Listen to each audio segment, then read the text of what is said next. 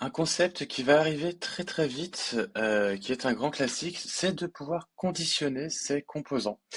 C'est-à-dire se retrouver dans une certaine situation et afficher un certain contenu, ou si on se retrouve dans une autre situation, en afficher un autre. Si on reprend ici notre app component avec notre RC blabla et notre RC action qui émet un événement au clic d'un bouton, pour faire très simple, c'est uniquement ce genre de choses. On pourrait très bien imaginer que euh, on souhaite que stocker ici le fait que le bouton soit cliqué ou pas.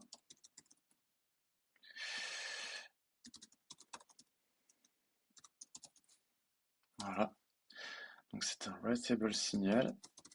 Hop, de pardon, booléen. Que le fait de cliquer sur le bouton dans le composant action vient changer la valeur de cette propriété.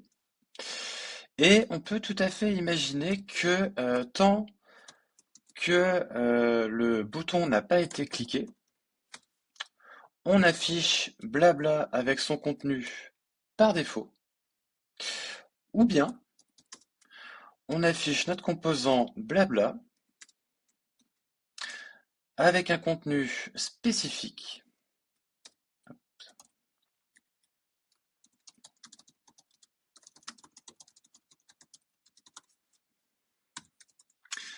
Voilà.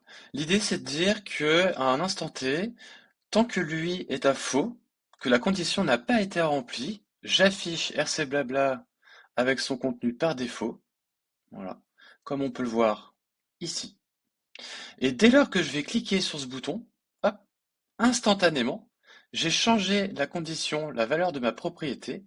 Je suis bien passé dans cette méthode onClickAction qui a set la propriété à true et ça a permis de changer le contexte d'affichage pour passer de je suis dans ce cas-là à je suis dans ce cas-là.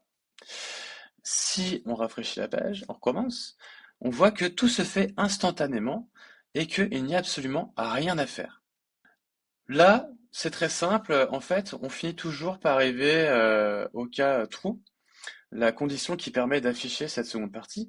On pourrait très bien imaginer un truc un petit peu plus sympa qui serait de dire que la valeur de clicked, en fait, ça prend le contraire de la valeur précédente, ce qui permettrait de switcher en fait. Un coup c'est true, un coup c'est false, un coup c'est true, un coup c'est false. Et à chaque clic, en fait, ça permettrait, donc je reviens ici à mon affichage initial, je clique ici, j'ai passé la valeur à true, je passe donc ici, je reclique une seconde fois, hop, je repasse à la valeur par défaut, je suis repassé à false. Si je reclique là, je repasse à true. Voilà. Donc ça, c'est ce qu'on appelle le principe du control flow, c'est ce qui permet de conditionner l'affichage du composant. Et donc on peut très bien, comme on vient de le voir, jouer avec les booléens, des règles d'affichage, des conditions. Alors ça peut être des conditions beaucoup plus compliquées, même si je vous le souhaite pas que ce soit trop compliqué. Mais toujours est-il qu'on peut faire un peu ce qu'on veut. L'idée, c'est d'avoir quelque chose qui nous permette de conditionner notre affichage. Voilà. Maintenant, tu sais conditionner un composant. Amuse-toi bien.